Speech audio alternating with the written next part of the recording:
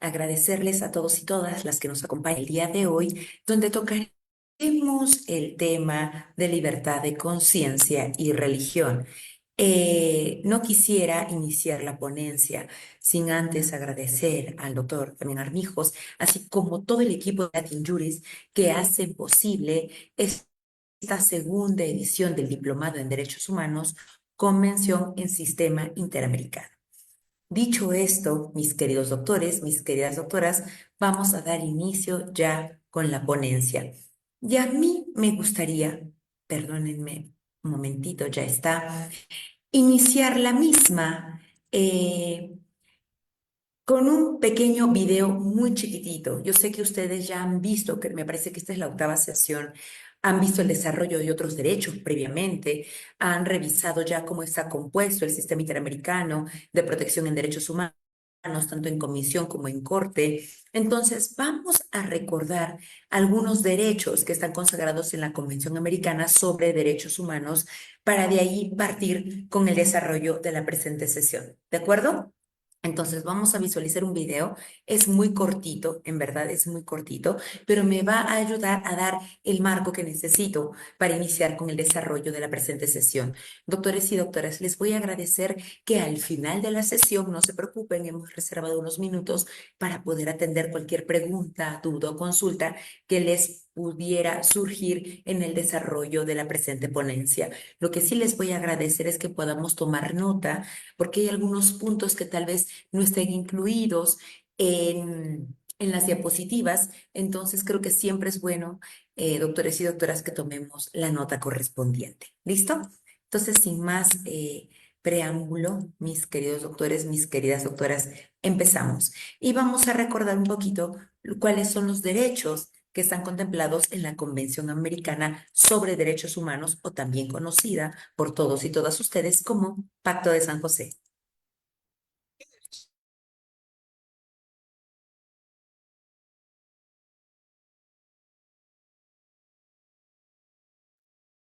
Estimada doctora, no se escucha el video. Quizás si lo puede compartir La convención a consagra. ver, Permítame, ahí doctor. está. Ahí se escucha un poco mejor. ¿Puede reproducirle nuevamente? Claro que sí, no hay ningún problema. Permítame, por favor. Vamos allí entonces una vez más con el vídeo. Ustedes me indican, por favor, si no se puede escuchar, acá hacemos la magia respectiva, ¿vale? De ¿Qué acuerdo. derechos consagrados en la Convención Americana sobre Derechos Humanos? La Convención Americana consagra en su primera parte la obligación de los Estados de respetar los derechos y libertades en ella reconocidos, así como tomar medidas que nos aseguren como ciudadanía gozar de sus derechos.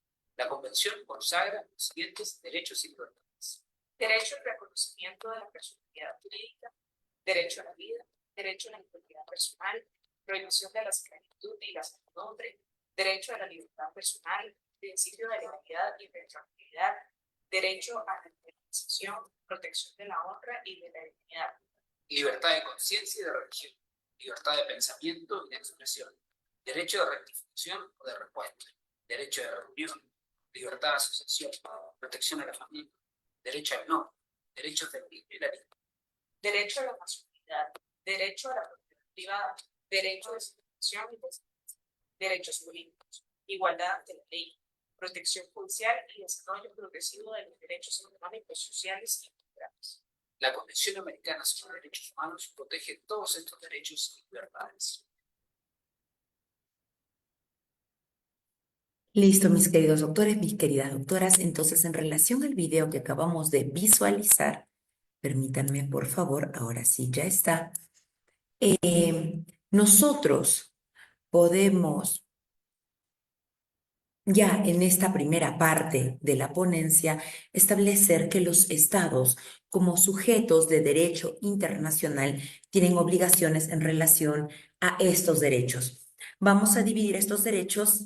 Yo sé que existen en la actualidad 4 generaciones de derechos, pero obligaciones de no hacer para garantizar los derechos de primera generación, tales como los civiles y políticos, y obligaciones de hacer, tales son como los derechos económicos, sociales, culturales y ahora también ambientales. Entonces, de estos grupos de derechos nos vamos a basar en el derecho a la libertad de conciencia y religión.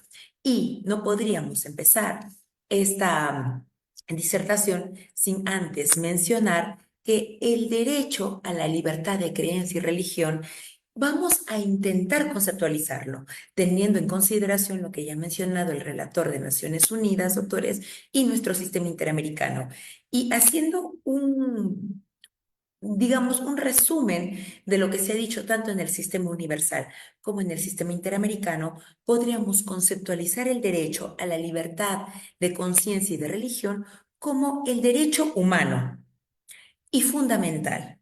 Ojo con lo que estoy diciendo, humano y fundamental, que garantiza que nosotros, las personas, podamos profesar nuestra fe o convicciones sin injerencias indebidas. Ustedes me preguntarán, docente, ¿y por qué ha hecho esa distinción o entre derecho humano y fundamental? ¿Acaso no es un concepto similar? Sí y no, y paso a explicarlo. Doctores, cuando hablamos de derecho humano, hablamos de todos los derechos que existen, independientemente si están positivizados o no. Ojo, entiendo que acá no solamente tenemos colegas que son abogados, sino también tenemos colegas de otras profesiones. Entonces, para que nos quede claro, doctores, cuando yo digo, utilizo el término positivizado, entiéndase que estoy hablando de un derecho que está escrito, específicamente en una carta magna, en una constitución política. Entonces, cuando hablamos de derecho humano, es un derecho que existe, ¿listo? Independientemente de si está positivizado o no. Y el derecho fundamental es aquel que sí está positivizado. Entiéndase, escrito en una norma. Y la gran mayoría de normas principales que tenemos en nuestros países, doctores, radican en nuestras constituciones políticas. Pero el derecho a la conciencia, perdón, a la libertad de conciencia y religión está estipulado tanto como un derecho humano, así como un derecho fundamental. ¿Vale? ¿Vamos hasta ahí bien? Espero que sí. Si no, vamos, por favor, tomando nota para responder vuestras inquietudes al final de la sesión. ¿Vale, doctores? ¿Y qué nos dice este concepto, además de hacer esta distinción y juntarlo y decir que es un derecho humano y fundamental? Que nos va a garantizar, es decir, que los estados tienen obligaciones de hacer para que nosotros, como seres humanos, podamos profesar nuestra fe. Ojo, no está diciendo que determinada fe, sino nuestra fe en general y o nuestras convicciones sin injerencias indebidas, es decir, sin imposiciones, ¿vale? Entonces, estas primeras ideas, check ya esta tarde del 15 de abril del año 2025. Continuamos entonces. Doctores, vamos a mencionar un marco normativo en relación a cómo está regulado a nivel del sistema internacional la libertad de conciencia y religión. En un primer momento vamos a hablar sobre el sistema universal y vamos a mencionar la tan conocida ya por todos y todas ustedes Declaración Universal de Derechos Humanos, que en su artículo 18, doctores, consagra el derecho a la libertad de pensamiento, de conciencia y de religión. Y establece además en su artículo 18 los elementos que le integran, que en buena cuenta es el derecho a la libertad, a la libertad de pensamiento, a la de religión y la de conciencia. Entonces, doctores, en este documento que se da después de la Segunda Guerra Mundial, los estados, al ratificar la Declaración Universal, tal como lo hizo en su momento Ecuador y Perú, estaban de cierta manera asumiendo la obligación de, a nivel interno, reconocer y garantizar estas libertades y este derecho. ¿Listo? Luego, doctores, también dentro del sistema universal, en el Pacto Internacional de Derechos Civiles y Políticos, tenemos reconocido también el derecho a la libertad de conciencia y de religión en el artículo 18. En la Convención para la Prevención de la Sanción del Delito de Genocidio, en el artículo 2, define a este delito, es decir, el delito de genocidio, como un conjunto de actos perpetrados con la intención de destruir total o parcialmente a un grupo nacional, étnico, racial o religioso como tal. Doctores, entonces vemos que esta actividad ilícita, este delito de lesa humanidad, como puede ser el genocidio, también podría estar sancionado si se practica, entre otros, doctores, contra un grupo por su libertad religiosa, o por su libertad de conciencia, o por su libertad de pensamiento, su libertad religiosa. A nivel de la Corte Penal Internacional, el Estatuto de Roma también define a este delito, entiendas, el delito de genocidio, de una manera muy similar e incluye, en el caso del Estatuto de Roma, a la persecución contra cualquier grupo o colectividad identificable por motivos religiosos contra los cuales se pueda perpetrar el delito de lesa humanidad. ¿Listo? Como delito también de genocidio. Luego, doctores, ya pasando un poquito a nuestro sistema regional, ustedes saben y lo han visto cuando en cómo se ha creado el sistema interamericano, cuando se da la Declaración de Derechos y Deberes del Hombre, se reconoce en el artículo 3. Recuerden cuando ya se va creando la OEA, doctores y doctoras, tal y como lo conocemos, porque antes era Unión Panamericana en 1890, luego ya con la creación de la OEA a posteriori de la Segunda Guerra Mundial, se reconoce en la Declaración de Deberes y Derechos del Hombre que toda persona tiene el derecho a profesar libremente una creencia religiosa y de manifestarla y practicarla en público o en privado. ¿Listo? Esto en la Declaración de Derechos y Deberes del Hombre. Ya en nuestra Convención Americana sobre Derechos Humanos o Pacto de San José se recoge esta libertad de derecho, doctores, en el artículo 12, en sus dimensiones tanto individual como colectiva, y establece literalmente que toda persona tiene derecho a la libertad de conciencia y de religión, y que este derecho implica la libertad de conservar su religión o sus creencias, o, escuchen muy bien esto, o de cambiar de religión o de creencias. ¿Listo? O sea, no establece que una persona tenga que seguir las creencias con las que fue eh, criada primigeniamente, o que a lo largo de nuestra vida no podamos cambiar de ella, sino que este artículo 12 de la Convención Americana protege el cambio de libertad o divulgar las religiones, doctores, así como también establece que tenemos la libertad de profesar y divulgar nuestras religiones o nuestras creencias, ya sea de manera individual o de manera colectiva, tanto en público como en privado. En un segundo ítem, en un segundo literal, el artículo 12 establece que nadie puede ser objeto de medidas restrictivas que puedan menoscabar la libertad de conservar su religión o sus creencias, o en su defecto de cambiar de religión o de creencias. Y en un tercer apartado nos dice que la libertad de manifestar la propia religión y las propias creencias está sujeta únicamente a las limitaciones prescritas por la ley y que sean necesarias para proteger la seguridad, el orden, la salud o la moral públicos, o los derechos o libertades de las demás. Entonces, en este apartado, doctores, nosotros podríamos mencionar este famoso aforismo que tenemos en derecho, ¿no? Mi libertad o mi derecho termina donde empieza la libertad o el derecho del otro. Además, doctores, en un cuarto punto, establece que los padres, en su caso, en caso que no haya padres, los tutores, tienen el derecho a que sus hijos o pupilos, o como se les denomina a nivel interno en cada una de nuestras legislaciones, reciban la educación religiosa y moral que esté de acuerdo a sus propias convicciones.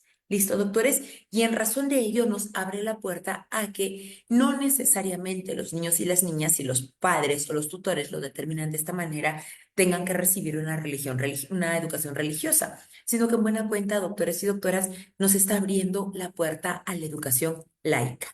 ¿Listo? Entonces, doctores, dicho o establecido el marco normativo, tanto a nivel del sistema universal como el sistema interamericano, vamos, perdónenme por favor, vamos a pasar a ver algunas, en buena cuenta, permítanme, ya está, ahora sí, ya está, doctores, algunos puntos relativos a la libertad de conciencia y de religión.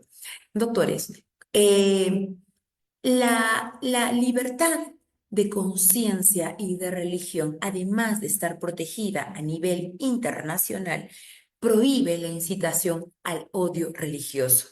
Además de esto, prohíbe que se realicen dentro del territorio de nuestros estados medidas coercitivas que en buena cuenta puedan atentar contra la libertad de creencias religiosas. Si vamos un poquito más allá, nosotros podríamos aseverar que la libertad de conciencia y religión permite que los padres puedan educar a sus hijos de acuerdo con sus propias convicciones y también abre la puerta a que nosotros podamos manifestar nuestras creencias, siempre que estén relacionadas con otros derechos humanos, como la libertad de expresión, la libertad de manifestar creencias, entre otros, doctores, y que éstas se puedan ejercer en público o en privado, individual o colectivamente. Ojo, doctores, si nosotros revisamos la norma, ustedes podrán verificar que no establece que sean ciertas religiones, sino que en buena cuenta abre la libertad de profesar las creencias con las que nosotros nos sintamos más libres, siempre y cuando, repito una vez más, no vayamos en contra del derecho o la libertad de otra persona, o se vaya a infringir el derecho de otra persona. Y ahí podría yo referirme a ciertos cultos, doctores, en donde, qué sé yo, para lograr el beneplácito del sacerdote mayor se tenga que sacrificar niños recién nacidos o demás. Y con esto no creo estar exagerando, porque, doctores, recordemos algunas noticias que en su momento se han desarrollado en algunos países de Latinoamérica, como en Chile. Entonces, eso ya no sería libertad religiosa. Eso sería estar atentando directamente contra un derecho particular. Y en relación a este derecho de la libertad de conciencia y religión, el marco teórico nos permite a nosotros, doctores, crear organismos dentro de nuestros estados en donde podamos inscribir nuestros cultos religiosos como, em, como una experiencia comparada. Yo les puedo comentar que aquí en el Perú, dentro del Ministerio de Justicia y Derechos Humanos, tenemos una dirección especial relativa a religiones y cultos, y que si una persona deseara abrir una nueva iglesia, un nuevo culto, tiene que ser inscrito en el Ministerio de Justicia y Derechos Humanos, de manera que se pueda estar corroborando que los actos que se realizan, doctores, no vayan en contra de lo establecido en tanto nuestra Carta Fundamental como en las normas internacionales o los instrumentos internacionales de los cuales el Perú es parte de manera voluntaria bajo la Convención de Viena sobre Derecho de los Tratados de 1969, en donde, y ustedes lo saben mejor que yo, se incluyen estos dos principios fundamentales, como son el pacta sunt servanda, o los tratados deben cumplirse, y el principio de la bona fide o de la buena fe.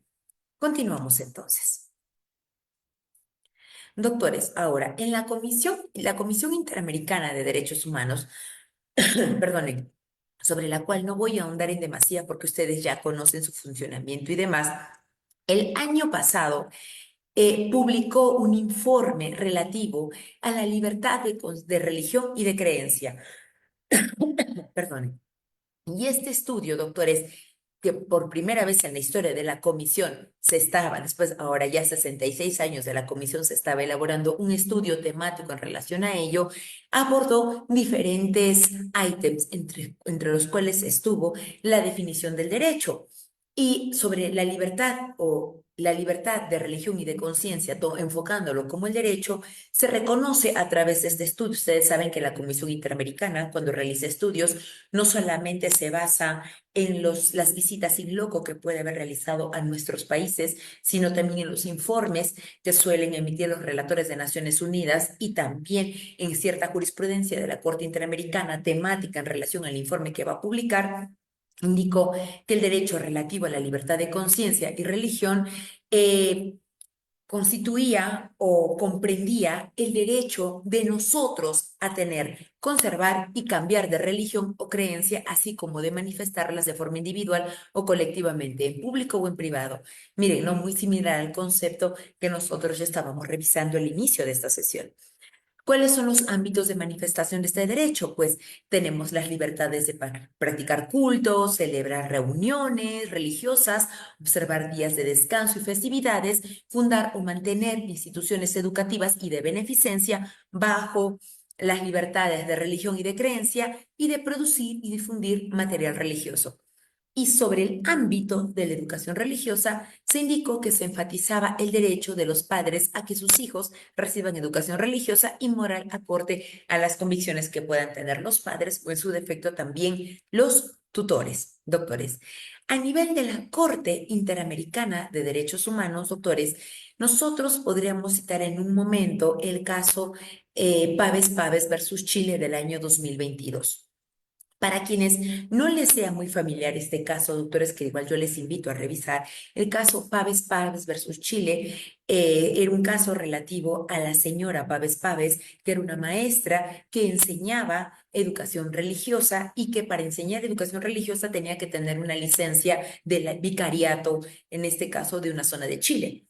La señora, al manifestar públicamente su relación con una persona de su mismo sexo, la vicaría de Chile le quitó esta libertad de poder seguir enseñando pues educación religiosa, pero le otorgó, digamos que la trasladó a otro puesto de trabajo dentro de su centro laboral. La señora Páez Páez, al considerar que esto era una discriminación por orientación sexual y después de, como ustedes bien saben, haber terminado toda la jurisdicción interna, presentó este caso ante la Comisión Interamericana y la Comisión, al no haber llegado las partes a una solución amistosa, remitió el caso ante la Corte Interamericana. Dicho esto, doctores, para ponerlos un poquito en contexto, específicamente ya para el tema que nos aborda el día de hoy, la Corte Interamericana estableció que, de acuerdo al artículo 12 de la Convención Americana sobre Derechos Humanos, el derecho a la libertad de religión y creencia tiene una dimensión individual y una dimensión colectiva. Y este tribunal mencionaba a la Corte que había abordado la dimensión colectiva de este derecho, por ejemplo, en casos relativos a los pueblos indígenas y afrodescendientes y tribales, indicando que en buena cuenta, cada uno de estos podía ejercer este derecho de la manera que ellos mejor les viniera a consideración, teniendo obviamente como límite el derecho y el respeto al otro. Ahora bien, esto respecto a un caso, no se preocupe que después vamos a ver otros casitos. Ustedes saben que la Corte, además de tener una función contenciosa, contiene una función consultiva. Y en la opinión consultiva 2216 del febrero del 2016, una opinión consultiva solicitada por la República de Panamá en relación a la titularidad de derechos de las personas jurídicas en el sistema interamericano, la Corte Interamericana mencionó lo siguiente: que con respecto a la posibilidad de considerar a personas jurídicas como titulares de este derecho sobre la libertad de conciencia y religión, reiteró que como principio fundamental que en muchas situaciones los derechos, doctores, y las obligaciones atribuidos a las personas morales se resuelven en derechos y obligaciones de de las personas físicas que constituyen o actúen en su nombre o en representación. También establece que el ejercicio del derecho a través de una persona jurídica debe involucrar una relación esencial y directa entre la persona que requiere protección por parte del sistema interamericano y la persona jurídica a través de la cual se produjo la violación, por cuanto no es suficiente con un simple vínculo entre ambas personas para concluir que efectivamente se estén protegiendo los derechos de personas físicas y en las personas jurídicas, dicho sea de paso. Entonces, en efecto, en esta opinión consultiva, la Corte Interamericana indicó que más allá de que la simple participación de una persona natural en las actividades propias de la persona jurídica, se tiene que dicha participación debe estar relacionada de manera sustancial con los derechos alegados como vulnerados. En relación a esto, estimados doctores, no solamente se está protegiendo que una persona natural pueda ejercer su derecho a la libertad de conciencia y de religión, sino que en buena cuenta esto también debe ser protegido dentro del ámbito colectivo como persona jurídica o como iglesia, en buena cuenta. Ahora bien, doctores, dicho esto, vamos a pasar a revisar algunos estándares interamericanos en materia de derecho a la libertad de religión y de creencia. ¿Vale? ¿Qué ha dicho la Comisión Interamericana de Derechos Humanos, doctores y doctoras, en el informe relativo a estándares de libertad de expresión para una radiodifusión libre e incluyente del año 2010? La Comisión Interamericana Se ha mencionado, y no solamente en esto, sino en otros informes, pero específicamente en este, se refirió al rol que tienen los medios de comunicación, o conocidos también, doctores y doctoras, por ustedes y mi persona, como los más media, como actores clave para que puedan coadyuvar a la protección del derecho a la libertad de religión o creencia. Asimismo, la Comisión Interamericana ha afirmado que los estados, como sujetos de derecho internacional, son los primeros obligados a encaminarlos al mandato de la pluralidad y diversidad de expresiones e informaciones, lo cual implicaría como obligación del Estado que no estén sometidos a injerencias arbitrarias por parte del gobierno ni del sector privado vinculado a la radiodifusión. Es decir, no se puede obligar a los más media a que solamente transmitan ciertos programas relativos a cierta religión, ¿listo? O a cierta creencia. Por lo tanto, la radio y la televisión públicas, y ahora diría yo también, porque recuerden, doctores, que el 2010 al 2025 ha habido un gran avance en relación a ello y ahora tenemos otra manera de comunicarnos, como son las redes sociales, estimados doctores, no pueden ser utilizadas como herramientas de comunicación o propaganda de los gobiernos, sino como espacios informativos y culturales que actúen al servicio de los intereses de la sociedad en común. En ese sentido, su programación, tanto de las radios como de la televisión, y en este caso, como les diría, inclusive ya diría las redes sociales, debería reflejar, entre otras cosas, el pluralismo político, social, geográfico y, ojo con lo que voy a decir, religioso, entre otros doctores. Y acá la comisión cita también lo que ha dicho el relator sobre Naciones Unidas en relación a ello. Y la comisión indica que sobre la libertad de religión o de creencias, se ha señalado que los medios de comunicación pueden contribuir positivamente a generar una cultura en la que el pluralismo y la diversidad sean motivo de celebración y no de temor. A nivel de la jurisprudencia de la Corte Interamericana, por ejemplo, en el caso Ríos y otros versus Venezuela, que es un caso relativo también que llegó ante la Corte Interamericana sobre las personas que trabajaban en el medio de comunicación RCTV de Venezuela, estimados doctores, cuyos periodistas habían sido amenazados y amedrentados en su momento por el gobierno de Venezuela. En este caso, la Corte determinó que los funcionarios públicos tienen una posición de garante de los derechos fundamentales de las personas y que por sus declaraciones no pueden ser desconocer derechos ni constituir formas de injerencia directa o indirecta o se podría ejercer sobre estos colaboradores a nivel de la comunicación un tipo de presión lesiva en injerencia directa o indirecta, doctores, doctoras, en relación a que se quiera en buena cuenta tener una influencia o injerencia directa en la libertad de expresión y difusión de su pensamiento. Por lo cual, doctores y doctores, esto que les acabo de mencionar incluiría a la libertad de religión o de creencia. En buena cuenta, el Estado propiamente dicho no puede tener injerencia en la libertad religiosa, en la libertad de pensamiento de las personas o los funcionarios públicos que tienen una función de garantes de los derechos fundamentales. Y no lo digo yo, lo dijo la Corte en el caso Ríos y otros versus Venezuela de sentencia del año 2019. A ver, permítanme, por favor. Luego, doctores, a ver, permítanme, ya está. Tenemos el ítem relativo a la libertad de religión y creencia y educación. En relación a esto, doctores, nosotros podríamos mencionar, como bien nos dice el informe de la Comisión Interamericana de Derechos Humanos y algunas opiniones consultivas, que la relación entre libertad religiosa y la educación en el sistema interamericano se refleja en dos aspectos generales. Ojo, y acá vamos a ver tanto informes, porque es un pequeño resumen tanto de los informes de la Comisión y después vamos a analizar ellos, así como algunas opiniones consultivas de la Corte Interamericana.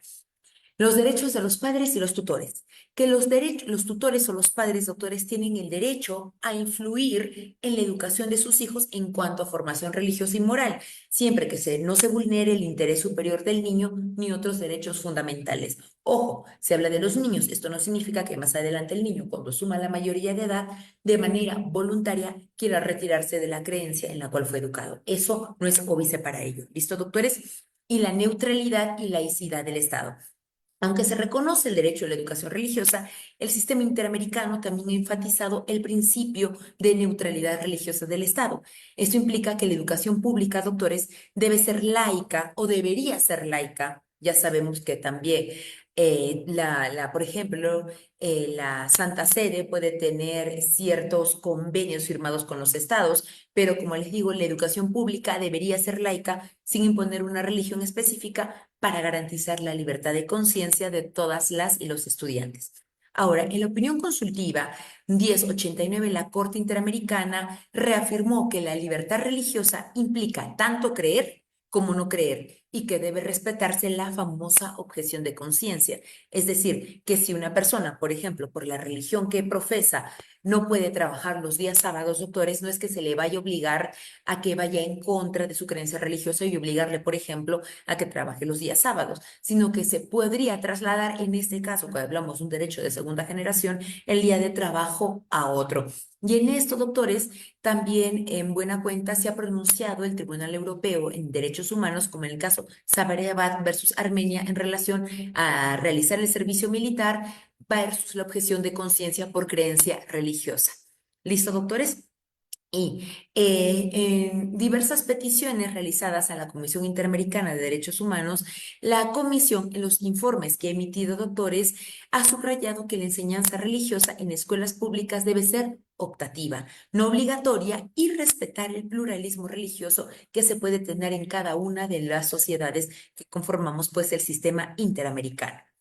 ¿Vale, doctores? Ven, estamos viendo varios ámbitos en los que se puede realizar o se puede desarrollar este derecho, libertad sobre la conciencia y la religión, doctores y doctoras. Ahora, vamos a entrar a analizar el ítem relativo a grupos en situación de vulnerabilidad y el derecho a la libertad de religión y de creencia, doctores. Respecto a los grupos LGTBIQ+, la Corte Interamericana ha reconocido que numerosas personas han sido históricamente víctimas de discriminación estructural. Tenemos a las poblaciones indígenas, a la población LGTBIQ+, tenemos a las mujeres, a las personas con capacidades diferentes, porque poco a poco ya también se está dejando el término discapacitado o discapacitada, doctores y doctoras, a las personas privadas de libertad, por ejemplo, ¿no?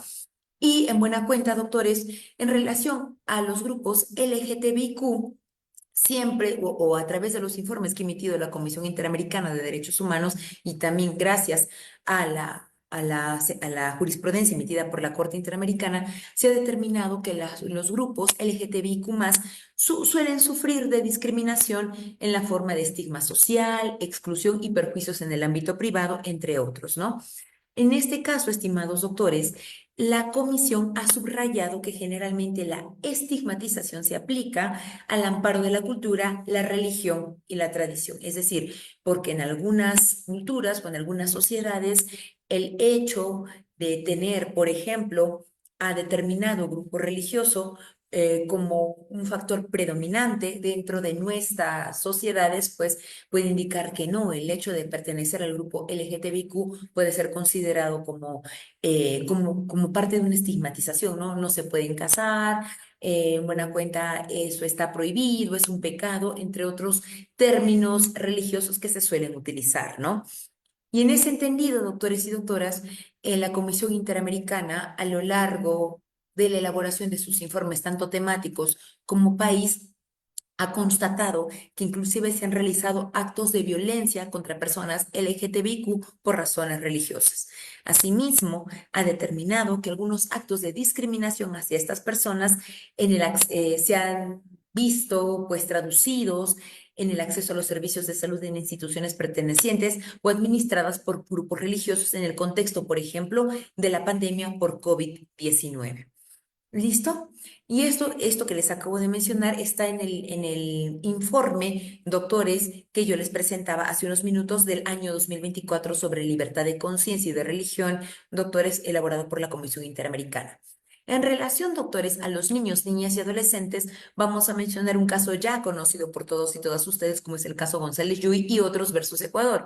Recordarán que la niña de 3 años había sido contagiada de SIDA en una institución, doctores, de salud, y que después, en relación a hecho, al haber sido contagiada con VIH, pues se le había denegado el acceso a la educación, ¿no? Y que por ello, doctores, tanto ella como sus padres, se les habría vulnerado derechos contenidos en la Convención Americana sobre Derechos Humanos, ¿vale? Doctores, pero específicamente al punto que nos lleva sobre la libertad de conciencia y religión, doctores, en relación a este punto, y miren lo que les hablaba, les mencionaba hace unos minutos sobre la educación religiosa, ¿no? La Corte Interamericana, en la sentencia González Yui y otros versus Ecuador, establece una conexión con el derecho de los padres y tutores a que sus hijos o pupilos reciban la educación religiosa y moral que esté de acuerdo con sus propias convicciones. Y en este entendido, estimados doctores, la Corte menciona o hace referencia a la comisión cuando la comisión ha establecido que el Estado ecuatoriano habría vulnerado el derecho de los jóvenes a recibir información. Al respecto, la Corte Interamericana establece no solo para Ecuador, sino para todos los países que hemos ratificado en la competencia contenciosa de la misma, que se ha alertado a través del sistema interamericano que este es un asunto de creciente importancia y debate, debido que a las restricciones que algunos grupos religiosos u organizaciones de padres e incluso el Estado proponen a la enseñanza sobre la prevención del embarazo adolescente, sobre el contagio del VIH, doctores, y también sobre los grupos LGTBI. ¿No? Y en ese entendido, la Corte Interamericana ha recordado las diferentes directrices internacionales sobre VIH y SIDA y que los derechos sobre derechos humanos que Naciones Unidas ya ha puesto sobre la mesa, referidas al derecho de los niños y niñas a recibir educación sobre el VIH acorde con su tradición religiosa. Entonces, aquí vemos, doctores, que no solamente en doctrina, sino que también a través de jurisprudencia se está rescatando el derecho de, dentro de la libertad religiosa, recibir información en relación a estos puntos. ¿Listo? Y ahora vamos a hablar sobre los pueblos afroindígenas y afrodescendientes. Y acá también vamos a tocar una sentencia también conocida por todos y todas ustedes, como es la sentencia de pueblos indígenas Kifcha de Sarayaku versus Ecuador del año 2012, en donde una de las cosas, creo que más importante, uno de los hitos interamericanos que establece esta sentencia, doctores y doctoras, es que se abre la puerta a la consulta previa para los pueblos indígenas y o tribales, ¿no? Y en esta sentencia, doctores, la Corte Interamericana hace hincapié en que la jurisprudencia interamericana ha destacado la dimensión colectiva del derecho a la libertad de religión y creencia en el caso de los pueblos indígenas y afrodescendientes tribales. También ha establecido la naturaleza colectiva del derecho a la identidad cultural de estas comunidades, el cual debe ser respetado en una sociedad multicultural, pluralista y democrática, doctores. ¿Listo? Entonces, no lo digo yo, no lo dice Jimena Rodríguez el día de hoy en esta sesión del Diplomado de Derechos Humanos de Latin Juris, sino que simplemente estamos teniendo en consideración, doctores, o estamos haciendo énfasis en jurisprudencia que ya ha emitido nuestra Corte Interamericana. Y nos vamos una vez más al sistema universal y vamos a revisar lo que ha dicho la Organización Internacional del Trabajo a través, doctores, del famoso convenio 169 sobre pueblos indígenas y tribales. Doctores, en este convenio sobre pueblos indígenas y tribales, la OIT ha destacado que la relevancia del territorio para los derechos a la libertad de religión y creencia y a la identidad cultural de los pueblos indígenas y afrodescendientes tribales es muy importante. ¿Listo? Hay una conexión directa entre la tierra, doctores, entre la tierra, el territorio y las creencias religiosas de los pueblos indígenas y afrodescendientes. Mientras que para ellos el árbol, doctores y doctoras, mientras mejor dicho, para nosotros el árbol que vemos en las comunidades indígenas y o tribales es simplemente un árbol. Para las comunidades indígenas el árbol no solamente puede ser su padre o su madre, puede ser su más grande deidad religiosa. Por ende, que también el convenio 169 en su artículo 13 establece que los gobiernos deberán respetar la importancia especial que para las culturas y valores espirituales de los pueblos interesados reviste su relación con la tierra y los territorios, o con ambos, según los casos que ocupan o utilizan de una u otra manera y en particular los aspectos colectivos de esta relación. Como yo les decía, no solamente es el padre o la madre que puede representar el río que pasa en las orillas donde se encuentran los pueblos indígenas o afrodescendientes tribales, sino que también pueden representar las más grandes deidades religiosas que ellos en su cultura puedan tener.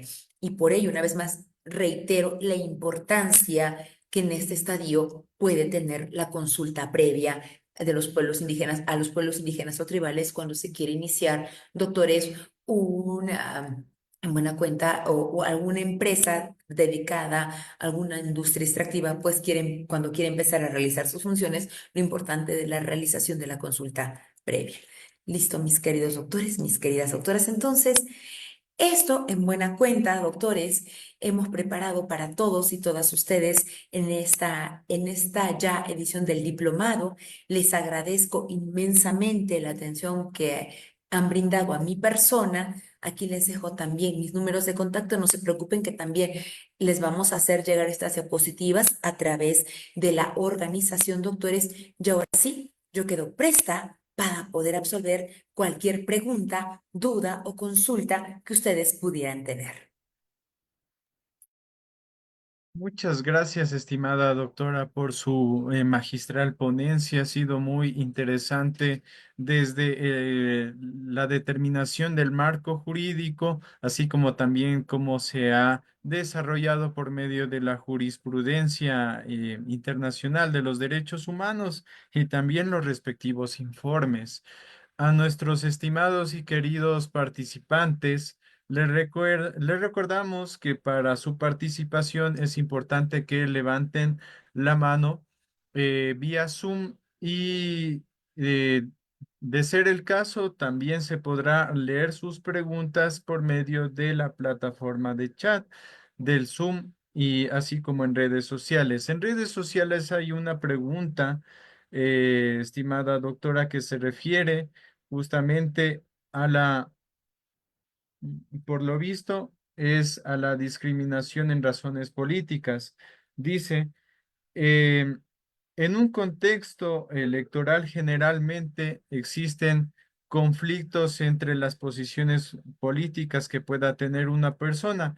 Es posible que ante la presunta o posible persecución de un miembro de un partido político de cambiarse de bando, haya la posibilidad de asistir al sistema interamericano de derechos humanos? Ahora sí, gracias, estimado, por la pregunta. Muchísimas gracias. Doctores, para asistir para poder ir al sistema interamericano tenemos que cumplir con cuatro requisitos esenciales. Y lo digo en general y está estipulado en la Convención Americana sobre Derechos Humanos. Ojo, y hago un paréntesis, doctores, no existe un código procesal interamericano. Para saber proceder ante el sistema interamericano tenemos que basarnos en la Convención Americana y en el reglamento y estatutos tanto de la Comisión Interamericana como de la Corte Interamericana, ¿vale? Eso como punto y cerramos paréntesis. Tenemos que cumplir con cuatro requisitos esenciales, que es haber agotado vía interna, porque ya el sistema interamericano ha mencionado tanto a nivel de los informes de la Comisión Interamericana como en su jurisprudencia que no constituye una cuarta instancia. El sistema interamericano es un sistema coadyuvante que va a determinar si los estados han violado alguno de los artículos contemplados en la Convención Americana sobre Derechos Humanos. Y al ser un sistema coadyuvante, entiende que a nivel de nuestros estados contamos con los elementos y los mecanismos necesarios internos para poder resolver la materia que se pueda presentar, ¿no? Entonces, primero, haber agotado recursos internos. Segundo, que la notificación que pone fin en sede interna no tenga una antigüedad mayor de 6 meses. Ojo, digo notificación, no he dicho resolución, notificación, porque por ejemplo la Corte Suprema puede estar dictando hoy una sentencia, pero recién me la están notificando el 30 de mayo. A partir del 30 de mayo correría el plazo de 6 meses, ¿listo? Y no son días, doctores hábiles, son días calendario. O sea, también contamos con días feriados, porque recuerden que en Latinoamérica tenemos diferentes feriados, ¿de acuerdo? Un tercer punto, estimados doctores, que los peticionarios estén debidamente identificados. Si hablamos a nivel individual, yo sé que el doctor Héctor, la doctora Lorena, la doctora Carol, con una copia del documento nacional de identidad estaríamos debidamente identificados. Pero ¿qué tal si somos un sindicato o una comunidad indígena? Entonces, en razón de ello, en razón del sindicato, tendremos que enviar la planilla de las personas que en ese momento, cuando se dio la vulneración, conformaban el sindicato, y a nivel de los pueblos indígenas, ya la Corte Interamericana, doctores, ha hecho excepciones porque, por ejemplo, si nos referimos a un pueblo que se encuentra en situación voluntaria de aislamiento, en donde el Estado ni siquiera los tiene, si me permiten un término coloquial, mapeados. Estimado doctor, entonces ahí se puede hacer una excepción y admitir, por ejemplo, una petición, que es el nombre exacto que se da cuando se presenta una, una, una queja ante el sistema interamericano a nivel de la comisión, la petición, ¿no? Y un cuarto requisito es que por los mismos hechos no tengamos una queja ante otro sistema internacional. Por ejemplo, yo no podría presentar una petición por violación a un pueblo indígena, a un pueblo tribal ante la Comisión Interamericana y a la par estar con una queja o una reclamación ante la Organización Internacional del Trabajo, por un principio simple. A una persona, y en este caso a un Estado, como sujeto de derecho internacional, no se le podría juzgar dos veces por los mismos hechos. Si cumplimos con estos cuatro requisitos, no habría ningún problema.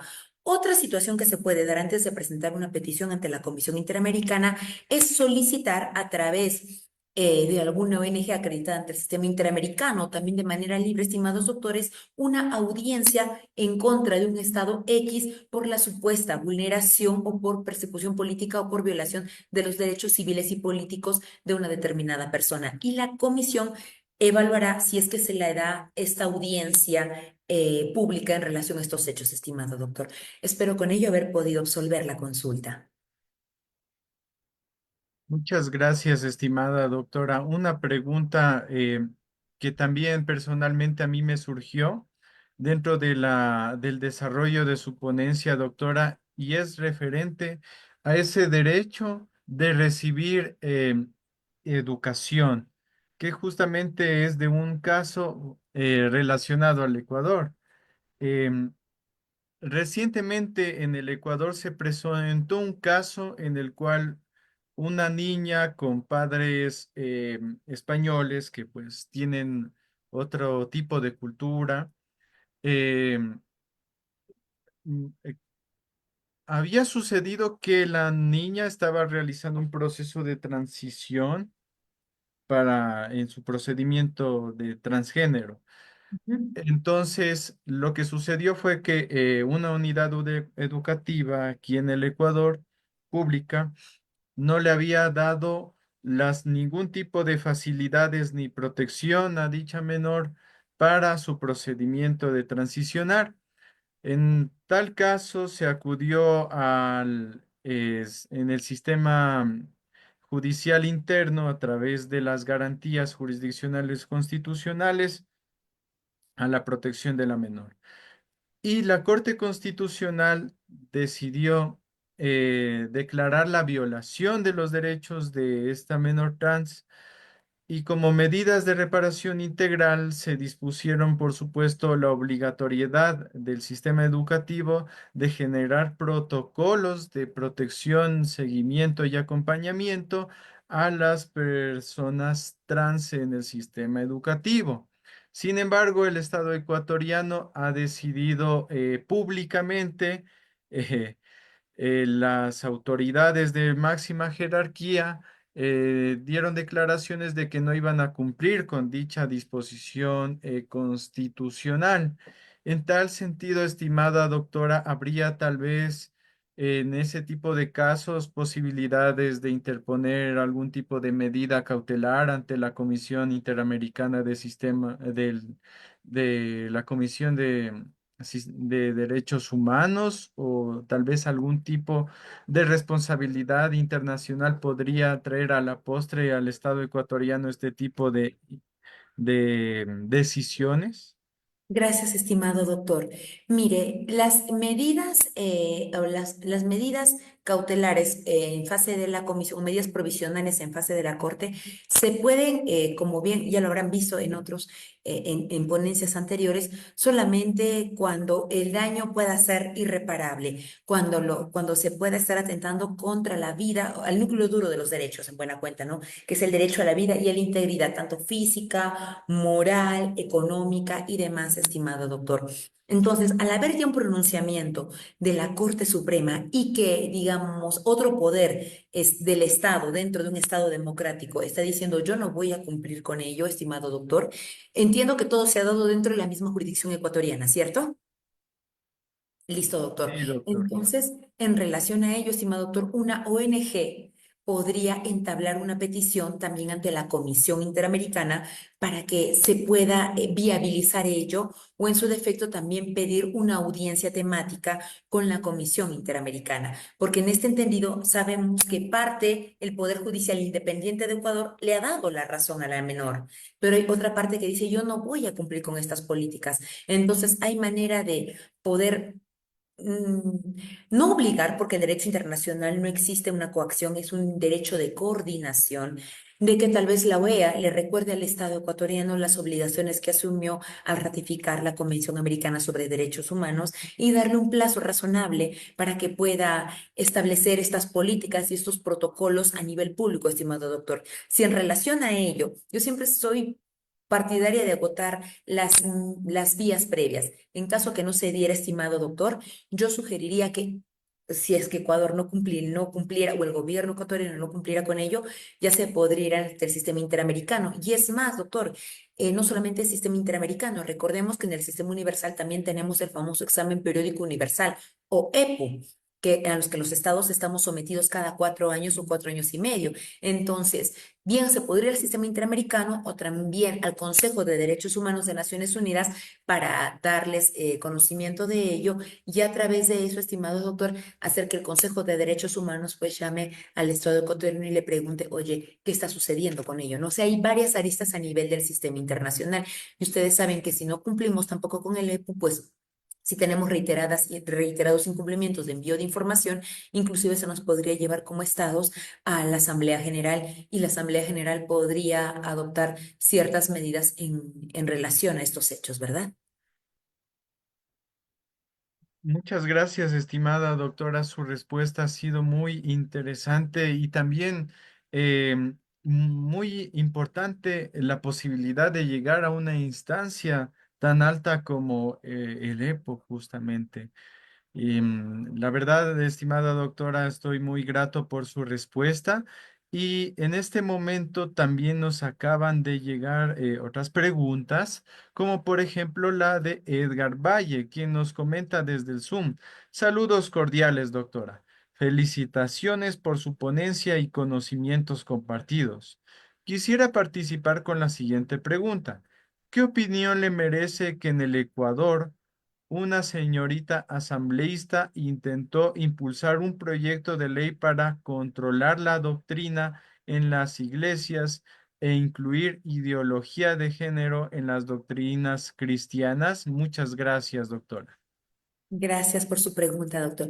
Más que ideología de género, nosotros hemos visto ya, por ejemplo, que en la sentencia González Yuy y otros versus Ecuador, la Corte Interamericana ya ha establecido que se tiene que dar, en razón también a los informes de la Comisión Interamericana, información en los colegios en relación no solamente a las personas LGTBIQ+, sino también a las maneras en que se puede transmitir el VIH-Sida, las consecuencias de ello y quitarnos algunos estereotipos que tal vez podamos en nosotros cargar. Recuerden, doctores, que de igual los estados somos independientes y soberanos y los estados a nivel interno nosotros podríamos determinar cómo brindar esta información a los estudiantes, ¿de acuerdo? Y no es necesario que se brinde desde inicial. Si el estado considera que esta información es más propia a partir de la educación secundaria, puede hacerlo y para ello contamos con ministerios de educación que en buena cuenta puedan revisar la información que se va dando, porque recuerden, doctores, no todos tenemos la misma concepción religiosa. Para empezar, es más, no todos somos creyentes o no creyentes. Y una de las cosas que se quiere dar aquí es información objetiva para evitar estereotipos, estimados doctores, y que se pueda tergiversar algunos algunos conceptos que ya se van desarrollando y que de hecho, dicho sea de paso, de hecho que ustedes los van a desarrollar en las siguientes ponencias de este diplomado, estimados doctores, tales como son género, personas LGTBIQ, mujeres, poblaciones indígenas, multiculturalidad, interculturalidad. Entonces, considero, doctores, que en el en el mundo en el que nos encontramos, en el que nuestros hijos no solamente tienen información a nivel del colegio, sino también a través de las redes sociales, qué mejor que sean en los colegios en donde se pueda brindar una información objetiva relativo a esto, despejado de estereotipos, para que ellos en buena cuenta puedan formar su propia opinión. Espero con ello poder haber respondido a la pregunta. Muchas gracias, estimada doctora, por su respuesta. También en este momento nos pregunta Norma Gamboa. Buenas noches, doctora. Con respecto a la consulta previa para los pueblos indígenas, ¿un estado puede normar su aplicación de forma diferente? Es decir, para el extractivismo de hidrocarburos se cumpla como es la consulta, pero no así cuando es sobre minerales. Gracias, estimada doctora, y le agradezco en demasía su pregunta. Más que ver efectivamente cuál es el elemento sobre el cual se va a elevar la consulta, yo creo que es más importante enfocarnos en cómo realizar correctamente la consulta previa, porque podemos tener una norma que regule la consulta previa, ¿no? Que se diga, en buena cuenta, sí, se tiene que hacer en el idioma originario, pero ¿qué tal si no se hace en el idioma originario? O en buena cuenta las personas a las que les estamos la consulta previa no leen ni escriben, que dicho sea de paso es una realidad constante en los países que tenemos la bendición de contar con poblaciones indígenas y o tribales. Entonces, yo sugeriría que si bien podemos tener una norma que regule la consulta previa, en lo que debemos enfocarnos, doctores, en que ésta sea eficaz y eficiente.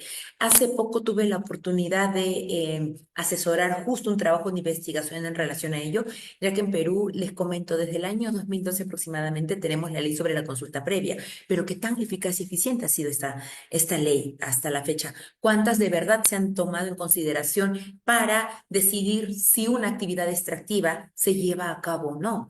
Entonces, como les digo, sugiero o desde el plano del derecho internacional de los derechos humanos que un avance en nuestras legislaciones es tener una ley que regula la consulta previa, pero creo que mucho más importante es ver qué tan eficaz y eficiente es la consulta previa al momento de que una empresa pueda realizar o iniciar con sus actividades extractivas, porque como les dije, no es simplemente de que vamos a arrimar un poquito más la población indígena o tribal, ¿no? O vamos a talarnos tales arbolitos, total, son dos o tres arbolitos, ¿qué puede ser? Hombre, para ellos puede ser su deidad principal y estamos yendo en contra de su padre o su madre. Entonces, ello es muy importante, estimados doctores, a tenerlo en consideración. Gracias más bien por la pregunta.